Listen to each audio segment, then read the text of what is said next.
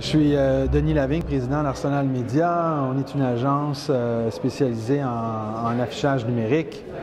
On a débuté à l'origine dans l'industrie où on était des producteurs de contenu, mais par la force des choses et parce que l'industrie de l'affichage numérique a beaucoup à voir avec la question du contexte, on est devenu, au cours des deux dernières années, des concepteurs de projets d'affichage numérique pour être en mesure de contrôler jusqu'à un certain point les contenus, les applications de contenu, puis s'assurer que dans un projet d'affichage, on crée un maximum d'impact. Concepteur de projet, concepteur et gestionnaire de la programmation du contenu, puis gestionnaire du projet au quotidien avec les clients. On est aussi très impliqué dans l'industrie. Depuis 3 ans, on organise l'événement JADN.tv, qui est donc une espèce de forum d'experts où on fait un survol des tendances de ce qui se fait un peu partout dans le monde, puis de différents angles de l'industrie, que ce soit l'aspect technique, l'aspect des revenus, l'aspect contenu, l'aspect de planification.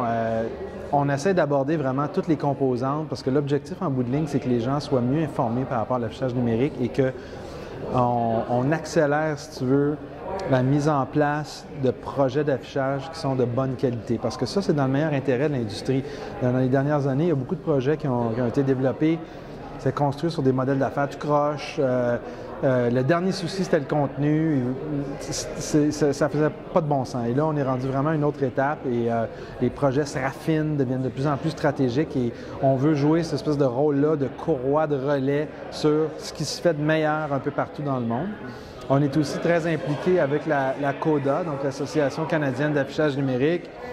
On a contribué à mettre en place le volet québécois avec NewAd, donc Félix Marcheseau de NewAd. On a mis en place la branche québécoise et pour la CODA, c'était quelque chose de très important parce que l'industrie de l'affichage numérique est quand même assez dynamique à Montréal.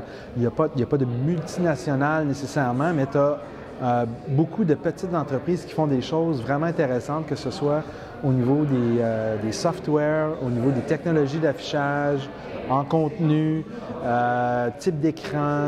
C'est vraiment intéressant. Je crois que l'industrie est rendue à un point où il y a eu ce vécu-là de l'espèce d'étape un peu cow-boy, de vouloir installer des écrans un peu partout. Et il y a des gens avec des expertises différentes qui ont intégré l'industrie, puis aussi qui ont eu, sur une période, le temps de vivre le média et de raffiner un petit peu les façons qui étaient développées. Nous, on a passé par là aussi. Je veux dire, ça fait 5 ans qu'on est dans l'industrie, puis bien qu'on a tout de suite commencé en voyant justement cette opportunité-là, de dire, je pense qu'il y a une nécessité et il y a une opportunité de proposer des projets qui sont peut-être un petit peu plus réfléchis, mais avec l'état d'esprit qu'on avait à ce moment-là, avec les connaissances qu'on avait de ce moment-là. Puis là, on a fait du chemin par rapport à ça. Et donc, je pense que l'industrie est rendue à une étape où, OK, on trouve ça intéressant, vos écrans, tout ça. Là, maintenant, on souhaiterait que ça marche. On souhaiterait que ça livre des résultats. Et c'est vraiment plus dans ce focus-là qu'on est présentement. Donc, les meilleures pratiques, la modélisation de projets selon des contextes très, très précis, une connaissance aussi des technologies, de ce qui se fait dans l'industrie, de ce qu'on peut faire. Ça, c'est vraiment important parce que pour modéliser un projet, c'est important de savoir, bon, ben, c'est quoi les logiciels qui existent, c'est quoi les types d'écran, c'est quoi les patterns de comportement de consommateur. Il faut que tu puisses maîtriser ça pour pouvoir par la suite, mettre en place des projets qui se tiennent. Donc, je pense qu'il y a un niveau de maturité, puis il y a vraiment un groupe d'entreprises qui se sont démarqués du lot à dire, bien, on veut faire des projets qui se tiennent, on veut accompagner notre client, on veut remplir la promesse qui est sur la table depuis plusieurs années et qu'on a commencé à livrer à nos clients et que là, on est juste au début finalement de jusqu'où on va pouvoir aller. Parce que parallèlement au fait qu'on a maîtrisé les composantes, la recette de succès, il y a toutes sortes d'autres technologies intéressantes qui arrivent et qui vont nous permettre d'aller encore plus loin. Donc ça, c'est vraiment intéressant. C'est une démarche beaucoup plus globale. Puis j'ai eu cette discussion-là aujourd'hui avec différentes personnes qui me parlent et disent « Ah oui, tel détaillant, il me semble qu'il devrait faire tel aspect, il devrait faire ça ou ça. » il y a beaucoup d'idées qui sont intéressantes, il y a beaucoup d'applications qui sont intéressantes. Puis la clé, là, c'est qu'on est rendu à l'étape de OK, on va développer une vision d'ensemble. On va développer une vraie stratégie d'affichage numérique qui va avoir différentes applications et où on va être habile dans notre façon de choisir la technologie, de partager le contenu. C'est ça, ce raffinement-là. On va être habile dans notre modèle d'affaires parce que, veut pas, il y a eu des baisses de coûts, il y a eu de l'évolution, il y a eu, comme j'ai mentionné un peu aujourd'hui, puis d'autres ont mentionné aussi, il y a eu des modèles d'affaires qui ont connu un échec. L'aspect publicitaire, ça ne fonctionne pas. On n'est pas là.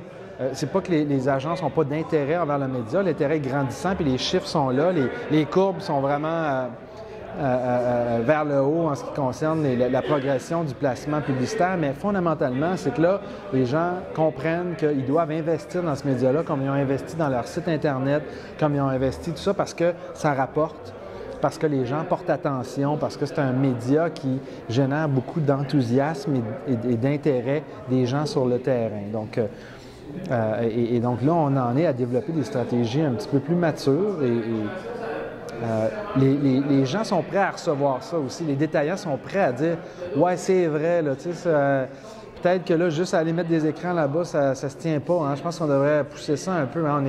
On a fait ce bout de chemin-là, on veut ça, donc ça devient plus facile après ça d'aller plus loin parce qu'on en a parlé aussi, puis c'est un aspect super important, c'est que nous, comme conseillers, il y a le chemin qu'on peut faire, puis il y a le chemin que le client doit faire pour nous aider à aller plus loin. Puis on en a développé quand même plusieurs projets, puis les projets qui ont mieux marché, qui ont le mieux fonctionné, c'est les projets où le client s'est impliqué, a joué un rôle, a bonifié les idées qu'on a mises sur la table pour faire quelque chose de solide. Et c'est dans ces cas-là où on progresse et c'est eux qui se démarquent parce qu'il y a une question de temps aussi. Tu sais, c'est les premiers arrivés dans un créneau qui installent quelque chose, bien, c'est ceux qui sont perçus comme étant novateurs.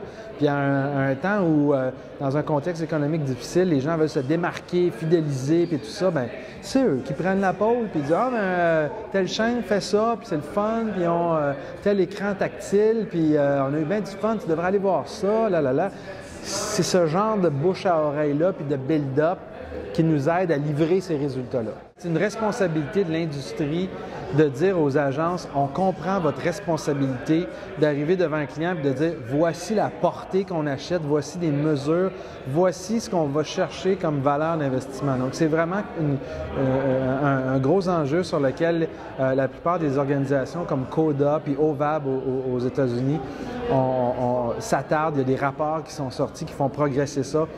Bon, c'est une industrie émergente, alors les gens ne s'entendent pas tout à fait sur « Ah ben là, tel chiffre que tu utilises, on n'est pas sûr que c'est la bonne chose. » Puis ici, alors il y a ce débat-là encore, mais c'est encore un sujet extrêmement important. Aujourd'hui, on ne l'a pas abordé, puis peut-être que c'est un peu aussi dans le sens de ce que tu dis, où on est rendu au-delà de ça, étant donné que le modèle publicitaire n'est plus le point de focus principal, étant donné que les détaillants ont compris qu'ils devaient investir, bien là,